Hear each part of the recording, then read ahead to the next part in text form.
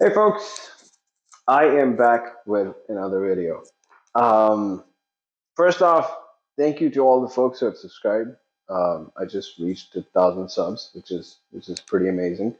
And all the folks who are enjoying the content, consider liking or subscribing to the channel. It kind of works as a motivation for me to continue to make these videos or just content in general. Um, The video that I recently posted was shot a little while ago. So in the meantime, I did get a chance to do or finish up a couple of things on the X5. The first off, I did do the suspension. I had KW coilovers that I installed, I don't know, maybe a couple of months ago. I haven't had the chance to drive it after that, but I did get that done. And the second thing was headlights. So I did do the headlights. I did post a video on the process of what I had to go through. Um, with the current reason of this being in jack stands was the CV joint or axle or axle shaft. I am kind of stuck on that as well. Do a couple of things. I'll make a separate video on that. But this one I wanted to make about the flex disc. I replaced the flex disc. Um, wasn't very hard. It could have been done in two different ways. One was to just cut off the heat shield and get access, or the other was to actually remove the exhaust, remove the heat shield, and then be able to do that. I ended up going with actually removing the exhaust because I would have used some extra space to get access to the parking brake actuator and also replacing the CV joint or axle. Um, in terms of the flex disc, I end up going with Molly that I picked off of FCP Euro. This is what it kind of looked like from the outside. I've replaced it. I don't have the new one, but this is what the one that I had on looked like. Pretty, still in okay condition, I would say. But yeah, it's about there where it's starting to break into pieces. Now, in terms of the process, it's for the most part straightforward that you have to remove the exhaust, but then the exhaust nuts are copper, and they're self-locking. So when you get to a point to remove them, if they've been on there for a while, more than likely they will strip or they will break or they will literally shatter to pieces. At least that's what happened to me. And then I had to buy a kit of extractors that helped me take off those nuts on the from the studs. But then do use some sort of rust remover or something that might help you with the taking the nut off, because with the first one I was a bit aggressive. I used an impact gun or impact wrench that knocked off one of the studs.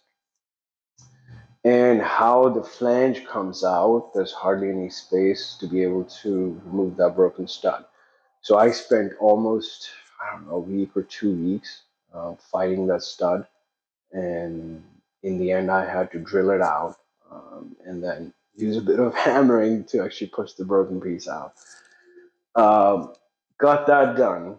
Now, then you give you a bit of an overview of what the process might look like when you go on to replacing um, the flex disc. So let me start off with showing you the broken stuff, the studs and all that crazy stuff that came off. And then I'll show you how you can remove the exhaust and how you can gain access to the flex disc. All right, so in terms of the broken stuff that came off the exhaust was all of this right here.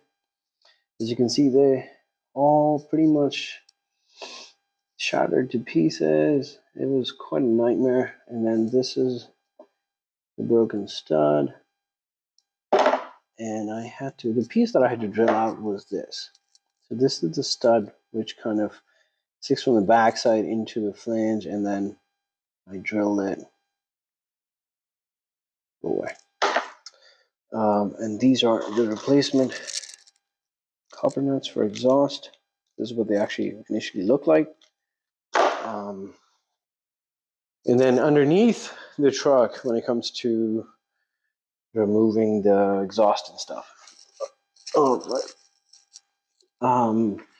your flex disc is basically right behind here, underneath this heat shield.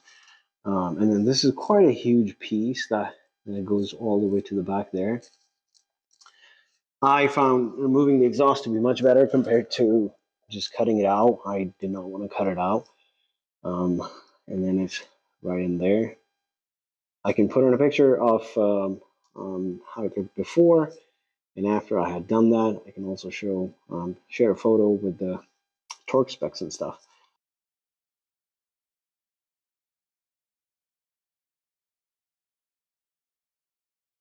That's the flange right there. The left one was what broke off. Similarly on the other side. When you go to removing the flex disc, you will have to put your X5 or truck in neutral. X5M specifically does not come with a lock underneath your cup holders to be able to put the transmission in neutral. I ended up using this screw on this side. Let me pull the light here. So, come on, puppy. All right. So this screw right here. So if you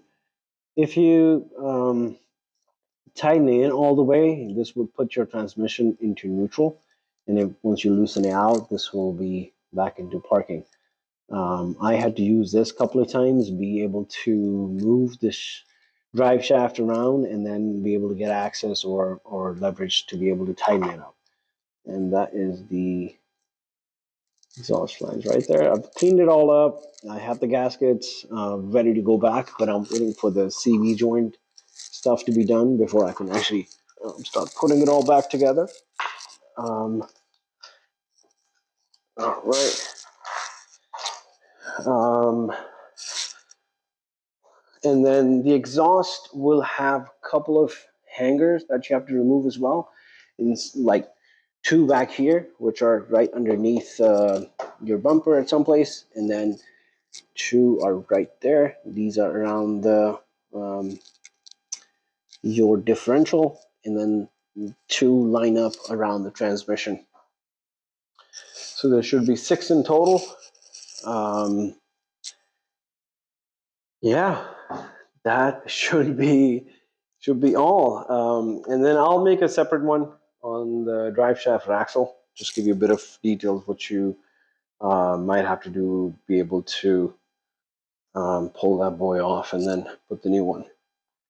Yep. All right.